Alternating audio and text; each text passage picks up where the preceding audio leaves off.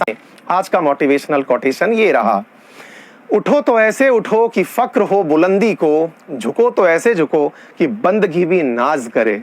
साथियों, ये आपकी मॉडेस्टी को व्यक्त करने की एक पंक्ति है।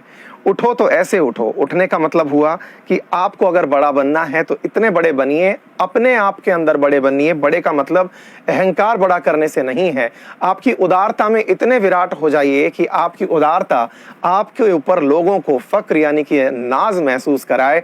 और बंदगी का मतलब है कि अगर आपने किसी की भी, आपने एक तरह से कहते हैं कि भगवान की श्रद्धा में आप अगर समर्पित हो गए या किसी बड़े की बंदगी आपने स्वीकार कर रखी है, यानी कि आपने मान रखा है कि आप मुझसे बड़े हैं, तो अपने अंदर वो भाव लेकर के आए कि आपके साथ कोई ये भी पैमाना ले कि देखिए अगर झुकना सीखे तो कोई इससे सीखे। समटाइम्स आपके परिवार में आपके उदाहरण दिए जाते होंगे कि देखिए भैया इतने बड़े हैं और बड़े मतलब अपने घर के परिवारजनों के पैर छूते हैं। एक छोटा सा उदाहरण दे रहा हूं मैं आप लोगों को।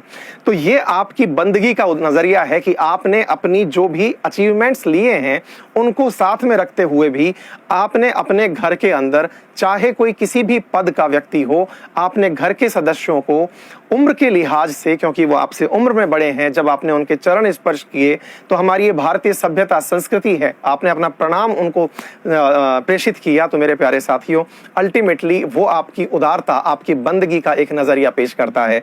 तो साथियों, बड़े बनिए लेकिन अपने दिमाग में ज्ञान के साथ विनय को अवश्य आने दीजिएगा, क्योंकि भारतीय पंक्ति है कि विद्या ददाति विनयम। अगर आपने ज्ञान अर्जित किया है और आपके पास मॉडेस्टी नहीं है, यानी आपके पास विनय नहीं है, हम्बलनेस नहीं है, विनम्र नहीं है आप, तो वो आपका ज्ञान व्यर्थ है। तो चलिए साथियों, हम ज्ञान अर्जित करेंगे और बहुत विनम्र होंगे। जितना ज्ञान हमें आता जाएगा हम उस पेड़ की तरह हो जाएंगे जिसके पास जब फल लदते हैं तो वो स्वतः ही झुक जाता है, यानी कि वो उसकी बंदगी है कि वो अपने पास सब कुछ रखते हुए भी लोगों के लिए समर्पित होकर के झुक गया है। तो उम्मीद है मेरे प्यारे साथियों आप इस बात को ध्यान रखेंगे और भविष्य में ज्ञान के साथ साथ विनम्र भाव भी अपने अंदर लेके आएंगे।